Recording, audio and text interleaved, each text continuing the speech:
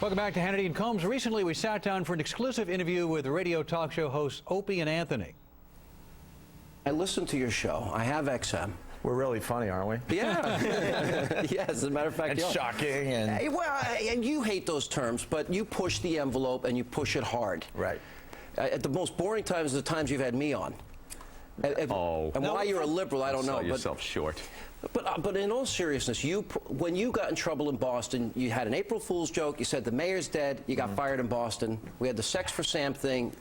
Do you worry? Is it in the back of your head? You don't want to screw this up.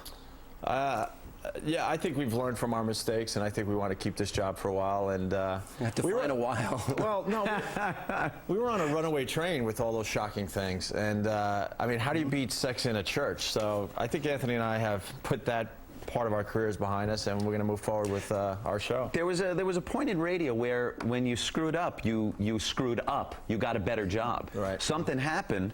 And it was just about the time with the Sex for Sam thing. I think the case could be made. It happened in your career, going from Boston to New York. Right. Going to XM, and now... It absolutely did. Well, at the beginning, when we got fired for the Sex for Sam, we were out of work for 2 years. Believe me, we'd have rather been working. Right. We got hired at XM, but that was also at a point where satellite radio was just starting to really take off. It wasn't a graveyard of jocks, but it was one of those places where...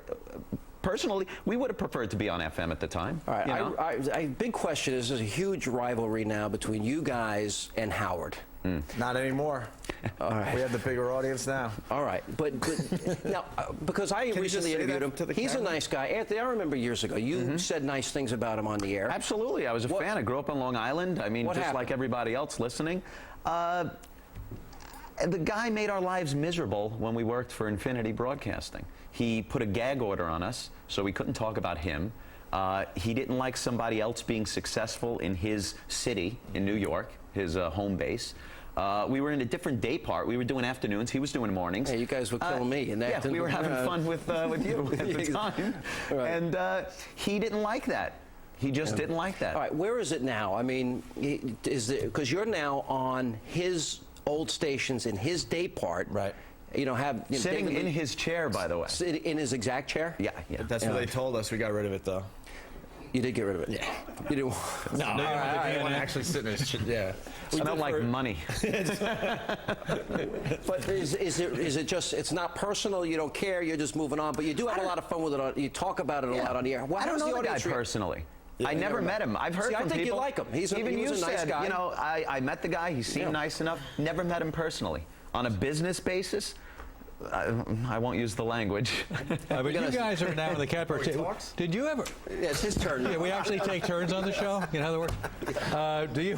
It's tough having a partner, isn't it? I mean, it's got to drive you nuts. I mean, you got to be thinking, I can do this by myself. Please, every day, especially when they're liberal. Yeah, right. You know what? I think I can relate to how you're feeling. I think I kind of get it. Did you ever have? Sean talked about some of the incidents you've had with the mayor of Boston. You've now invited to welcome you back to Boston, but he has no comment. He hasn't done that yet, He has no comment on was there ever a moment where you really saw your career flashing before your eyes and thought, we're never getting back, it's not going to happen? The Sex for Sam thing, absolutely. Yeah. You never thought you'd make it back? It was scary. I mean, we had to sit out for 2.5 years. We weren't getting many opportunities. You were getting paid? We were getting paid, but... We'd rather work. But you want to work. We're creative people, and it killed us that we couldn't do a radio show for that time. And when you went to XM, did you say, you know, we'd rather be on terrestrial, but although, you know, XM is... We tried to make this deal about 18 months ago, but people they just weren't ready. The FM offers weren't flying in, let's say. Right. After that, it was one of those things where I give CBS Radio a lot of credit, even this many years later, to take the chance and bring us on board like this. Now, you talked about Howard. Now, wouldn't the ideal lineup would have been Howard in the morning, you guys in the afternoon? That would have been a tremendous lineup. When we were syndicated, we did that. Yeah. We just didn't have that in New York, but in other markets, it was Howard in the morning, us in the afternoon, and the stations were doing quite well. And you would think that would work really wonderfully. It worked well. It got very good ratings. Where do you draw the line now? You know, you said you've learned from your mistakes, you've gone through all of that, but is there a line that you can definitely define now and say, we will not go past this? Racist, pedophile humor.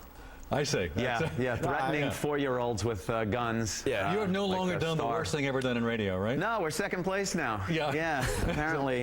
You should wow. explain that for Yeah, people let's who don't know. explain Well, that to our audience. Star is a jock here in New York City that got Yeah. fired recently for making some really, really nasty comments about a competitor's 4-year-old daughter. And Yeah. he got fired and arrested for making threats to this girl. And Yeah. I think that's a point where maybe you should have thought before Yeah. you opened your All right, now yap. you're doing terrestrial for a few hours, and you do XM exclusively. How is the material different? How is the approach different? It's- One satellite's there and It's terrestrial's much dirtier. Is that right? That's when we just let it all out. It's, on FM radio, you get in there and make believe you're at holiday dinner with grandma. Right. You use that language. And then over at XM, you just, It's like you're let it doing all two different hang out. shows, so your whole mindset's got It's to absolutely two different shows, yeah. But then you try to keep a common thread going through the whole process. I said to you guys the last time you deserved another chance. Right. You got it in a big way. Big way, the biggest. It really is. It is, best of both worlds. I should have Satellite, brought a calendar, because FM. everywhere you go, you get in a lot of trouble, both of you. Is there, can we pick a date when I have to defend you next? Past performance is not indicative of future results. Just because we have screwed up in the past doesn't necessarily mean we're going to do it If in the Opie future. ever has to apologize one more time for the Sex for Sam thing, you're going to go explode. We try not to apologize too much. I've heard you guys on some pretty racy For the tears. subject matter we covered, the cursing isn't that important. I mean, on FM, obviously, FCC, we're not allowed to curse. We covered the same subject matter we did on XM. Should there be any limits on terrestrial radio? I guess there's got to be as far as language goes. I think the subject matter should really, they should allow a lot more adult-oriented subject matter. I don't even mean, talking blatantly about graphic sex, but just be able to have an adult conversation I've always on FM been of radio. the mind, if you don't like what you're saying, Howard's saying, I'm saying, or turn the dial. Absolutely. Yeah. And if you don't want your kids to listen, don't let them have access to a radio. There you go. Last question. You guys talk a lot about people that abandon you during the time that you were off radio. Right. I sense a lot of payback is coming. And when you first went to XM, people wouldn't come on your show. Guests we had a hard time getting. There's some real retribution. The payback is coming with the success that we're having now, knock wood. Getting this gig, the best of both worlds. People all of a sudden changed that didn't like you, didn't want anything to do with you. Now they're back.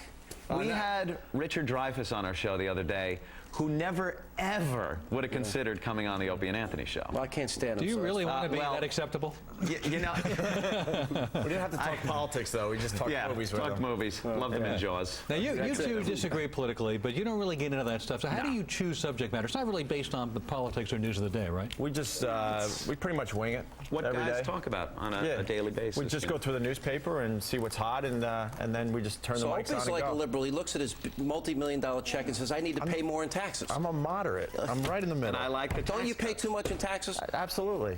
So then you're coming my way. It took a while. I'm getting there Who's doing slowly. that?